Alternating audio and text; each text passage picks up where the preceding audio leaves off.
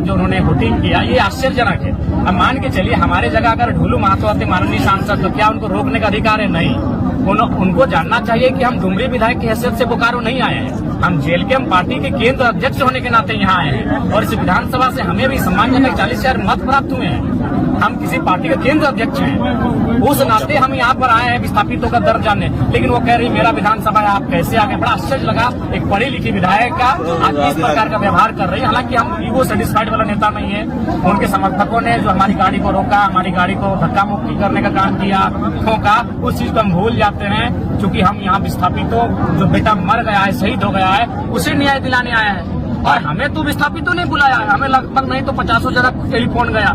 हम रांची में आज मेरा पुस्तकालय समिति और उपभोक्ता समिति का जो हम मेंबर बनाए गए विधानसभा का, दोनों समिति का मेरा बैठक था।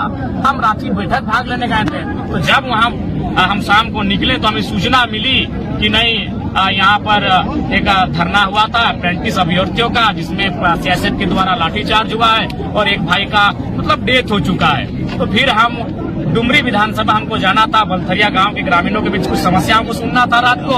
हम उनको कहा कि आपकी समस्याएं कल सुन लेंगे, वहाँ एक मर्डर हो चुका है, हम वहाँ जाते हैं। तो यहाँ सबसे पहले हम आए, जहाँ जहाँ धरना हो रहा है, जहाँ जहाँ लोग जमा है भीड़, हमने उनसे मिला, उनको सांत्वना दिया, उनको आंदोलन में समर्थन देने का वादा किया। फिर हम अस्पताल गए, वहाँ जितने भी शायद एसडीओ एसडीएम हैं और 2-3 पदाधिकारी हैं पुलिस के, उनसे मिले, उनको हमने फटकार लगाई कि आप विधिवत कार्रवाई करवाइए, जो दोषी है उनको दंडित करिए। उसके बाद हम मेन गेट पर आए, तो मेन गेट पर हम जैसे ही आए तो क्या स्थानीय विधायक अपने कुछ समर्थकों के साथ हमारी गाड़ी के सामने आ गई और मैंने एक तरह से हमारा विरोध करने लगी। हम वही बोले, मैडम आप सामने आइए, क्यों आप हमारा विरोध कर रही है? तो बोले नहीं, ये मेरा विधानसभा है। बोली मैडम आप बोलिए मत, हम डुमरी विधायक की हैसियत से नहीं आए हैं। और ये तो मन में संकीर्ण सोच होना ही नहीं चाहिए कि मेरा विधानसभा तेरा विधानसभा।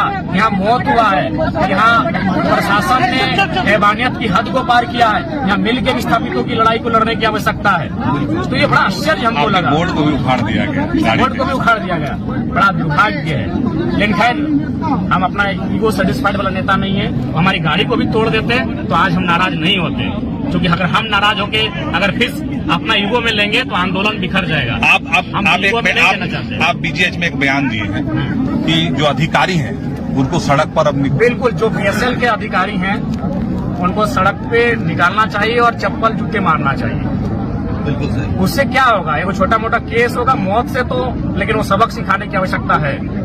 हम जब इस तरह का बयान देते हैं तो लोग बोलते हैं कि 29 साल का लड़का है, बड़बोला है, कुछ भी बोलता है। लेकिन हमको मालूम है, हम जनता के बीच से उठकर गए हैं, इसीलिए हम लिपापुती वाला बात नहीं करते हैं। जो स्पष्ट होता है हम कह देते हैं। मानते हैं कि विस्थापितों का अलग अलग गुट होना एक कारण हो चुका है? बिल्कुल, बहुत बड़ा कारण यही। देखिए विधायक मैडम का रवैया, उनको हमको स्वागत करना चाहिए था कि चाहे जरम बाबू आए हैं, अच्छा लगा हमको, चलिए हम लोग दोनों मिल के विस्थापन की आवाज को बुलंद करते हैं। लेकिन उनके द्वारा ये व्यवहार अभी रात्रि के इस समय एक माननीय विधायक के साथ बड़ा दुर्भाग्य है। बिल्कुल विधायक लोग का तो ईगो है ही, उसके बाद विस्थापितों का भी अलग अलग बैनर बनना, अलग अलग मंच बनना, अलग अलग संगठन बनना, विस्थापितों की लड़ाई को कमजोर